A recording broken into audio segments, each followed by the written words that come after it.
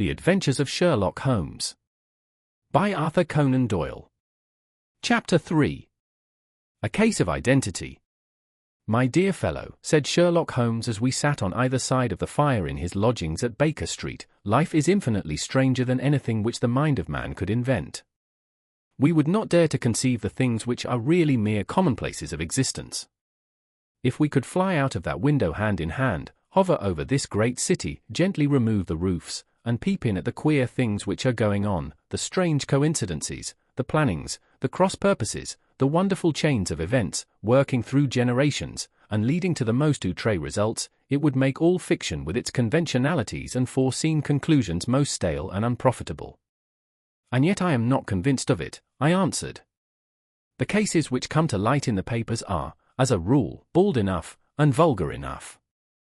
We have in our police reports realism pushed to its extreme limits, and yet the result is, it must be confessed, neither fascinating nor artistic. A certain selection and discretion must be used in producing a realistic effect," remarked Holmes. "This is wanting in the police report, where more stress is laid, perhaps, upon the platitudes of the magistrate than upon the details, which to an observer contain the vital essence of the whole matter. Depend upon it, there is nothing so unnatural as the commonplace." I smiled and shook my head. "I can quite understand your thinking so," I said.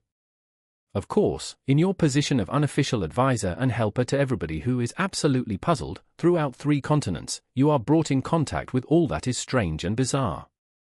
But here, I picked up the morning paper from the ground, let us put it to a practical test. Here is the first heading upon which I come. A husband's cruelty to his wife. There is half a column of print, but I know without reading it that it is all perfectly familiar to me. There is, of course, the other woman, the drink, the push, the blow, the bruise, the sympathetic sister or landlady. The crudest of writers could invent nothing more crude." "Indeed, your example is an unfortunate one for your argument," said Holmes, taking the paper and glancing his eye down it. "This is the Dundas separation case, and, as it happens, I was engaged in clearing up some small points in connection with it. The husband was a teetotaler, there was no other woman, and the conduct complained of was that he had drifted into the habit of winding up every meal by taking out his false teeth and hurling them at his wife, which, you will allow, is not an action likely to occur to the imagination of the average storyteller. Take a pinch of snuff, doctor, and acknowledge that I have scored over you in your example." He held out his snuff-box of old gold, with a great amethyst in the center of the lid. Its splendor was in such contrast to his homely ways and simple life that I could not help commenting upon it. "Ah," said he, "I forgot that I had not seen you for some weeks. It is a little souvenir from the King of Bohemia in return for my assistance in the case of the Irene Adler papers." "And the ring?" I asked, glancing at a remarkable brilliant which sparkled upon his finger.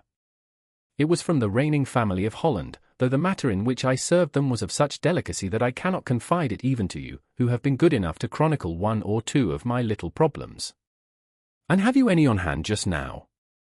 I asked with interest. "Some 10 or 12, but none which present any feature of interest. They are important, you understand, without being interesting. Indeed, I have found that it is usually in unimportant matters that there is a field for the observation, and for the quick analysis of cause and effect which gives the charm to an investigation. The larger crimes are apt to be the simpler, for the bigger the crime the more obvious, as a rule, is the motive. In these cases, save for one rather intricate matter which has been referred to me from Marseilles, there is nothing which presents any features of interest. It is possible, however, that I may have something better before very many minutes are over, for this is one of my clients, or I am much mistaken." He had risen from his chair and was standing between the parted blinds gazing down into the dull neutral-tinted London street. Looking over his shoulder, I saw that on the pavement opposite there stood a large woman with a heavy fur boa round her neck, and a large curling red feather in a broad-brimmed hat which was tilted in a coquettish Duchess of Devonshire fashion over her ear. From under this great panoply she peeped up in a nervous, hesitating fashion at our windows, while her body oscillated backward and forward, and her fingers fidgeted with her glove buttons. Suddenly, with a plunge, as of the swimmer who leaves the bank, she hurried across the road, and we heard the sharp clang of the bell. "I have seen those symptoms before," said Holmes, throwing his cigarette into the fire. Oscillation upon the pavement always means an affaire de cœur. She would like advice, but is not sure that the matter is not too delicate for communication. And yet even here we may discriminate. When a woman has been seriously wronged by a man, she no longer oscillates, and the usual symptom is a broken bell wire. Here we may take it that there is a love matter, but that the maiden is not so much angry as perplexed or grieved. But here she comes in person to resolve our doubts. As he spoke there was a tap at the door, and the boy in buttons entered to announce Miss Mary Sutherland, while the lady herself loomed behind his small black figure like a full-sailed merchantman behind a tiny pilot boat. Sherlock Holmes welcomed her with the easy courtesy for which he was remarkable, and, having closed the door and bowed her into an armchair, he looked her over in the minute and yet abstracted fashion which was peculiar to him. "Do you not find," he said, "that with your short sight it is a little trying to do so much typewriting?" "I did at first," she answered, "but now I know where the letters are without looking."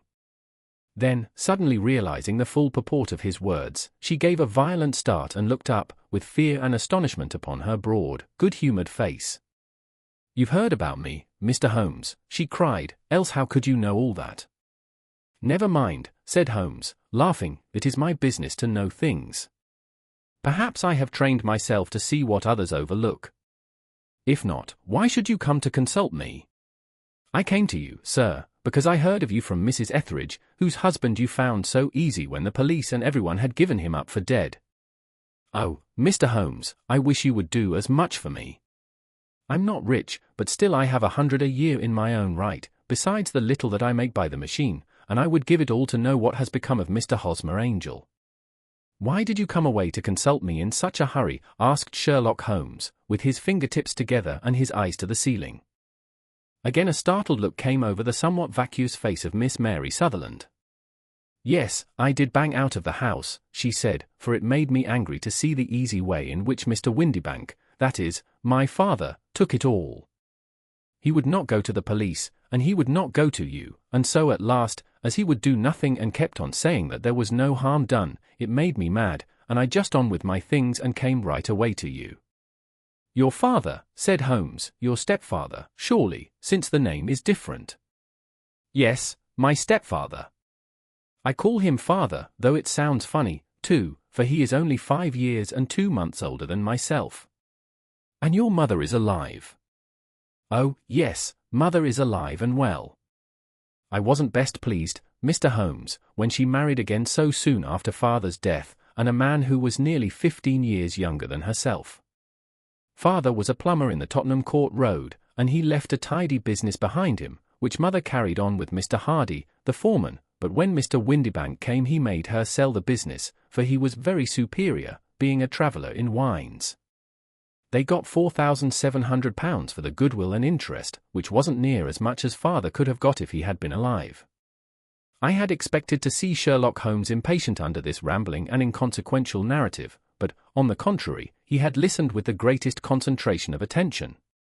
"Your own little income," he asked, "does it come out of the business?" "Oh, no, sir. It is quite separate and was left me by my Uncle Ned in Auckland. It is in New Zealand stock, paying 4.5%. £2,500 was the amount, but I can only touch the interest." "You interest me extremely," said Holmes. "And since you draw so large a sum as 100 a year, with what you earn into the bargain, you no doubt travel a little and indulge yourself in every way.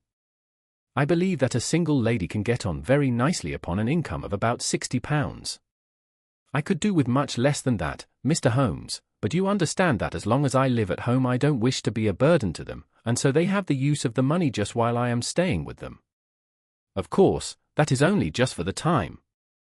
Mr. Windibank draws my interest every quarter and pays it over to mother, and I find that I can do pretty well with what I earn at typewriting.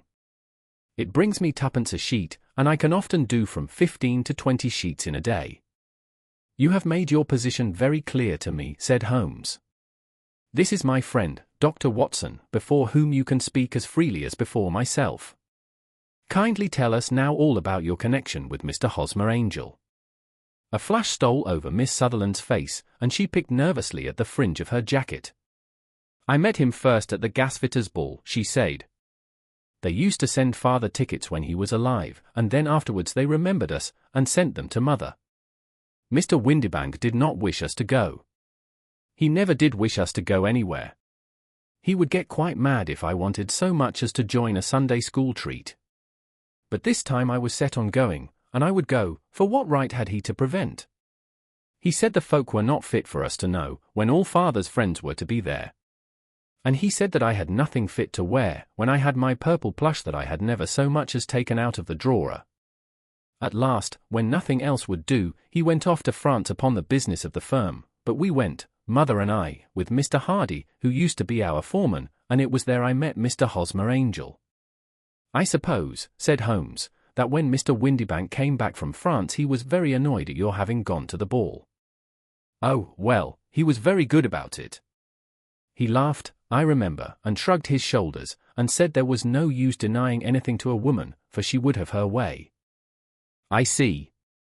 Then at the gasfitters' ball you met, as I understand, a gentleman called Mr. Hosmer Angel. Yes, sir. I met him that night, and he called next day to ask if we had got home all safe, and after that we met him, that is to say, Mr. Holmes, I met him twice for walks, but after that father came back again, and Mr. Hosmer Angel could not come to the house any more. No? Well, you know father didn't like anything of the sort. He wouldn't have any visitors if he could help it, and he used to say that a woman should be happy in her own family circle.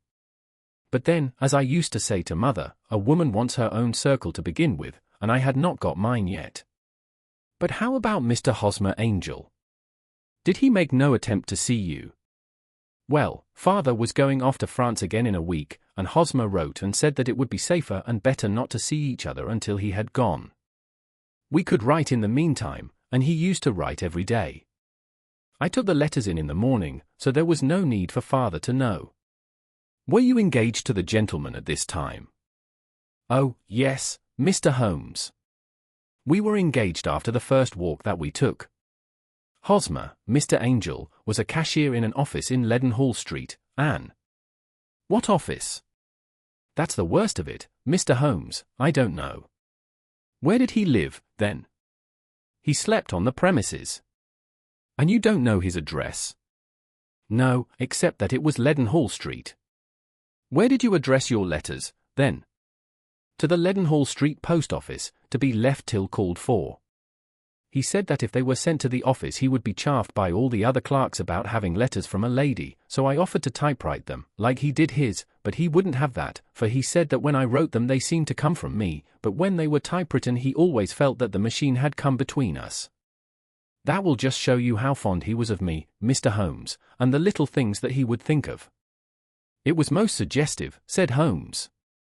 It has long been an axiom of mine that the little things are infinitely the most important. Can you remember any other little things about Mr. Hosmer Angel? He was a very shy man, Mr. Holmes. He would rather walk with me in the evening than in the daylight, for he said that he hated to be conspicuous. Very retiring and gentlemanly he was. Even his voice was gentle. He'd had the quinsy and swollen glands when he was young, he told me, and it had left him with a weak throat and a hesitating, whispering fashion of speech. He was always well dressed, very neat and plain, but his eyes were weak, just as mine are, and he wore tinted glasses against the glare. Well, and what happened when Mr. Windibank, your stepfather, returned to France? Mr. Hosmer Angel came to the house again and proposed that we should marry before father came back. He was in dreadful earnest and made me swear, with my hands on the testament, that whatever happened I would always be true to him. Mother said he was quite right to make me swear, and that it was a sign of his passion. Mother was all in his favor from the first and was even fonder of him than I was. Then, when they talked of marrying within the week, I began to ask about father, but they both said never to mind about father, but just to tell him afterwards, and mother said she would make it all right with him. I didn't quite like that, Mr. Holmes. It seemed funny that I should ask his leave, as he was only a few years older than me, but I didn't want to do anything on the sly, so I wrote to father at Bordeaux, where the company has its French offices, but the letter came back to me on the very morning of the wedding. It missed him, then? Yes, sir, for he had started to England just before it arrived. Ah! That was unfortunate. Your wedding was arranged, then, for the Friday. Was it to be in church? Yes, sir, but very quietly. It was to be at St. Saviour's, near King's Cross, and we were to have breakfast afterwards at the St. Pancras Hotel. Hosmer came for us in a hansom, but as there were two of us he put us both into it and stepped himself into a four-wheeler, which happened to be the only other cab in the street. We got to the church first, and when the four-wheeler drove up we waited for him to step out, but he never did, and when the cabman got down from the box and looked there was no one there. The cabman said that he could not imagine what had become of him, for he had seen him get in with his own eyes. That was last Friday, Mr. Holmes, and I have never seen or heard anything since then to throw any light upon what became of him. It seems to me that you have been very shamefully treated, said Holmes. Oh, no, sir. He was too good and kind to leave me so. Why, all the morning he was saying to me that, whatever happened, I was to be true, and that even if something quite unforeseen occurred to separate us, I was always to remember that I was pledged to him, and that he would claim his pledge sooner or later. It seemed strange talk for a wedding morning, but what has happened since gives a meaning to it. Most certainly it does. Your own opinion is, then, that some unforeseen catastrophe has occurred to him. Yes, sir. I believe that he foresaw some danger, or else he would not have talked so. And then I think that what he foresaw happened. But you have no notion as to what it could have been. None. One more question. How did your mother take the matter? She was angry, and said that I was never to speak of the matter again. And your father? Did you tell him? Yes, and he seemed to think, with me, that something had happened, and that I should hear of Hosmer again. As he said, what interest could anyone have in bringing me to the doors of the church, and then leaving me? Now, if he had borrowed my money, or if he had married me and got my money settled on him, there might be some reason, but Hosmer was very independent about money and never would look at a shilling of mine. And yet, what could have happened? And why could he not write? Oh, it drives me half mad to think of it, and I can't sleep a wink at night. She pulled a little handkerchief out of her muff and began to sob heavily into it. I shall glance into the case for you, said Holmes, rising, and I have no doubt that we shall reach some definite result. Let the weight of the matter rest upon me now, and do not let your mind dwell upon it further. Above all, try to let Mr. Hosmer Angel vanish from your memory, as he has done from your life. Then you don't think I'll see him again? I fear not. Then what has happened to him? You will leave that question in my hands. I should like an accurate description of him and any letters of his which you can spare. I advertised for him in last Saturday's Chronicle, said she. Here is the slip and here are 4 letters from him. Thank you. And your address? Number 31 Leon Place, Camberwell. Mr. Angel's address you never had, I understand. Where is your father's place of business? He travels for Westhouse and Marbank, the great claret importers of Fenchurch Street. Thank you. You have made your statement very clearly. You will leave the papers here, and remember the advice which I have given you. Let the whole incident be a sealed book, and do not allow it to affect your life. You are very kind, Mr. Holmes, but I cannot do that. I shall be true to Hosmer. He shall find me ready when he comes back. For all the preposterous hat and the vacuous face, there was something noble in the simple faith of our visitor which compelled our respect. She laid her little bundle of papers upon the table and went her way, with a promise to come again whenever she might be summoned.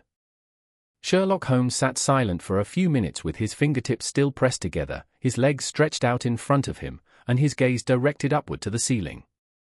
Then he took down from the rack the old and oily clay pipe, which was to him as a counsellor, and, having lit it, he leaned back in his chair, with a thick blue cloud wreath spinning up from him, and a look of infinite languor in his face.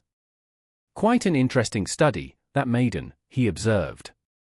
I found her more interesting than her little problem, which, by the way, is rather a trite one. You will find parallel cases, if you consult my index, in Andover in '77, and there was something of the sort at The Hague last year. Old as is the idea, however, there were 1 or 2 details which were new to me. But the maiden herself was most instructive. You appear to read a good deal upon her which was quite invisible to me, I remarked. Not invisible but unnoticed, Watson. You did not know where to look, and so you missed all that was important. I can never bring you to realize the importance of sleeves, the suggestiveness of thumbnails, or the great issues that may hang from a bootlace. Now, what did you gather from that woman's appearance? Describe it. Well, she had a slate-colored, broad-brimmed straw hat, with a feather of a brickish red. Her jacket was black, with black beads sewn upon it, and a fringe of little black jet ornaments. Her dress was brown, rather darker than coffee color, with a little purple plush at the neck and sleeves. Her gloves were grayish and were worn through at the right forefinger. Her boots I didn't observe. She had small round, hanging gold earrings, and a general air of being fairly well-to-do in a vulgar, comfortable, easygoing way. Sherlock Holmes clapped his hands softly together and chuckled. "'Pon my word, Watson, you are coming along wonderfully. You have really done very well indeed. It is true that you have missed everything of importance, but you have hit upon the method, and you have a quick eye for color. Never trust to general impressions, my boy, but concentrate yourself upon details. My first glance is always at a woman's sleeve. In a man it is perhaps better first to take the knee of the trouser. As you observe, this woman had plush upon her sleeves, which is a most useful material for showing traces. The double line a little above the wrist, where the typewritist presses against the table, was beautifully defined. The sewing machine, of the hand type, leaves a similar mark, but only on the left arm, and on the side of it farthest from the thumb, instead of being right across the broadest part, as this was. I then glanced at her face, and, observing the dint of a pince-nez at either side of her nose, I ventured a remark upon short sight and typewriting, which seemed to surprise her. It surprised me. But, surely, it was obvious. I was then much surprised and interested on glancing down to observe that, though the boots which she was wearing were not unlike each other, they were really odd ones, the one having a slightly decorated toe cap, and the other a plain one. One was buttoned only in the 2 lower buttons out of 5, and the other at the 1st, 3rd, and 5th. Now, when you see that a young lady, otherwise neatly dressed, has come away from home with odd boots, half-buttoned, it is no great deduction to say that she came away in a hurry. And what else? I asked, keenly interested, as I always was, by my friend's incisive reasoning. I noted, in passing, that she had written a note before leaving home but after being fully dressed. You observed that her right glove was torn at the forefinger, but you did not apparently see that both glove and finger were stained with violet ink. She had written in a hurry and dipped her pen too deep.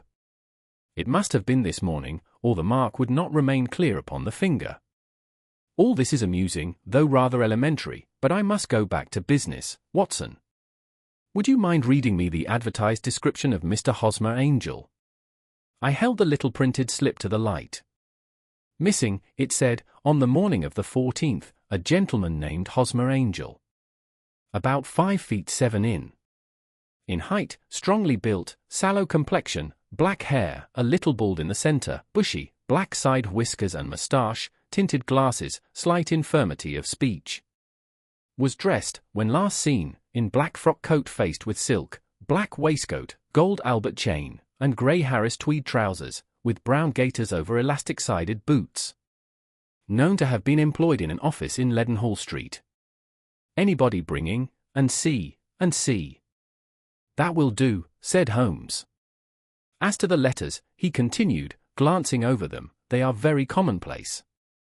Absolutely no clue in them to Mr. Angel, save that he quotes Balzac once. There is one remarkable point, however, which will no doubt strike you. They are typewritten, I remarked. Not only that, but the signature is typewritten. Look at the neat little Hosmer Angel at the bottom. There is a date, you see, but no superscription except Leadenhall Street, which is rather vague. The point about the signature is very suggestive, in fact, we may call it conclusive. Of what? My dear fellow, is it possible you do not see how strongly it bears upon the case? I cannot say that I do unless it were that he wished to be able to deny his signature if an action for breach of promise were instituted. No, that was not the point. However, I shall write 2 letters, which should settle the matter. One is to a firm in the city, the other is to the young lady's stepfather, Mr. Windybank, asking him whether he could meet us here at 6 o'clock tomorrow evening. It is just as well that we should do business with the male relatives. And now, Doctor, we can do nothing until the answers to those letters come, so we may put our little problem upon the shelf for the interim.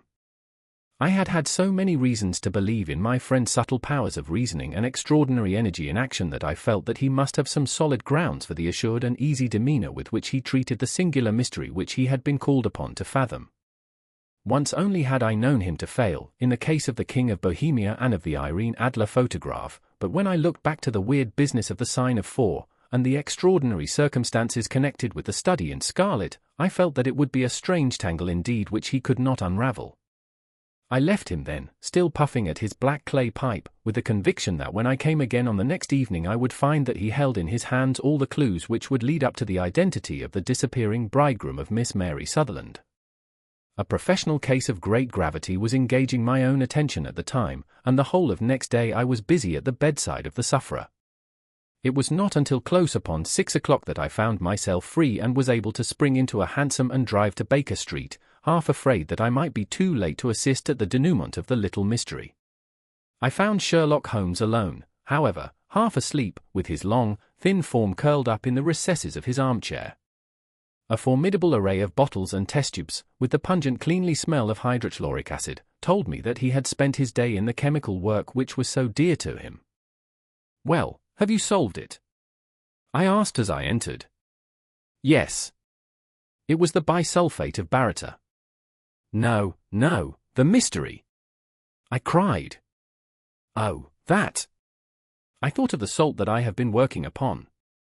There was never any mystery in the matter, though, as I said yesterday, some of the details are of interest. The only drawback is that there is no law, I fear, that can touch the scoundrel. Who was he, then, and what was his object in deserting Miss Sutherland? The question was hardly out of my mouth, and Holmes had not yet opened his lips to reply, when we heard a heavy footfall in the passage and a tap at the door. "This is the girl's stepfather, Mr. James Windybank," said Holmes. "He has written to me to say that he would be here at 6. Come in." The man who entered was a sturdy, middle-sized fellow, some 30 years of age, clean-shaven and sallow-skinned, with a bland, insinuating manner, and a pair of wonderfully sharp and penetrating grey eyes. He shot a questioning glance at each of us, placed his shiny top hat upon the sideboard, and with a slight bow sidled down into the nearest chair. "Good evening, Mr. James Windybank," said Holmes. "I think that this typewritten letter is from you, in which you made an appointment with me for 6 o'clock. "Yes, sir. I am afraid that I am a little late, but I am not quite my own master, you know. I am sorry that Miss Sutherland has troubled you about this little matter, for I think it is far better not to wash linen of the sort in public. It was quite against my wishes that she came, but she is a very excitable, impulsive girl, as you may have noticed, and she is not easily controlled when she has made up her mind on a point. Of course, I did not mind you so much, as you are not connected with the official police, but it is not pleasant to have a family misfortune like this noised abroad. Besides, it is a useless expense, for how could you possibly find this Hosmer Angel?" "On the contrary," said Holmes quietly, "I have every reason to believe that I will succeed in discovering Mr. Hosmer Angel." Mr. Windybank gave a violent start and dropped his gloves. "I am delighted to hear it," he said. "It is a curious thing," remarked Holmes, "that a typewriter has really quite as much individuality as a man's handwriting. Unless they are quite new, no two of them write exactly alike. Some letters get more worn than others, and some wear only on one side. Now, you remark in this note of yours, Mr. Windybank, that in every case there is some little slurring over of the E, and a slight defect in the tail of the R. There are 14 other characteristics, but those are the more obvious. We do all our correspondence with this machine at the office, and no doubt it is a little worn," our visitor answered, glancing keenly at Holmes with his bright little eyes. "And now I will show you what is really a very interesting study, Mr. Windybank," Holmes continued. "I think of writing another little monograph some of these days on the typewriter and its relation to crime. It is a subject to which I have devoted some little attention. I have here 4 letters which purport to come from the missing man. They are all typewritten, In each case, not only are the E's slurred and the R's tailless, but you will observe, if you care to use my magnifying lens, that the 14 other characteristics to which I have alluded are there as well. Mr. Windibank sprang out of his chair and picked up his hat. I cannot waste time over this sort of fantastic talk, Mr. Holmes, he said. If you can catch the man, catch him, and let me know when you have done it. Certainly, said Holmes, stepping over and turning the key in the door. I let you know, then, that I have caught him. What? Where? Shouted Mr. Windibank, turning white to his lips and glancing about him like a rat in a trap. Oh, it won't do, really it won't, said Holmes suavely. There is no possible getting out of it, Mr. Windibank. It is quite too transparent, and it was a very bad compliment when you said that it was impossible for me to solve so simple a question. That's right. Sit down and let us talk it over. Our visitor collapsed into a chair, with a ghastly face and a glitter of moisture on his brow. It's not actionable, he stammered. I am very much afraid that it is not. But between ourselves, Windibank, it was as cruel and selfish and heartless a trick in a petty way as ever came before me. Now, let me just run over the course of events, and you will contradict me if I go wrong. The man sat huddled up in his chair, with his head sunk upon his breast, like one who is utterly crushed. Holmes stuck his feet up on the corner of the mantelpiece and, leaning back with his hands in his pockets, began talking, rather to himself, as it seemed, than to us. The man married a woman very much older than himself for her money, said he, and he enjoyed the use of the money of the daughter as long as she lived with them. It was a considerable sum, for people in their position, and the loss of it would have made a serious difference. It was worth an effort to preserve it. The daughter was of a good, amiable disposition, but affectionate and warm-hearted in her ways, so that it was evident that with her fair personal advantages, and her little income, she would not be allowed to remain single long. Now her marriage would mean, of course, the loss of 100 a year, so what does her stepfather do to prevent it? He takes the obvious course of keeping her at home and forbidding her to seek the company of people of her own age. But soon he found that that would not answer forever.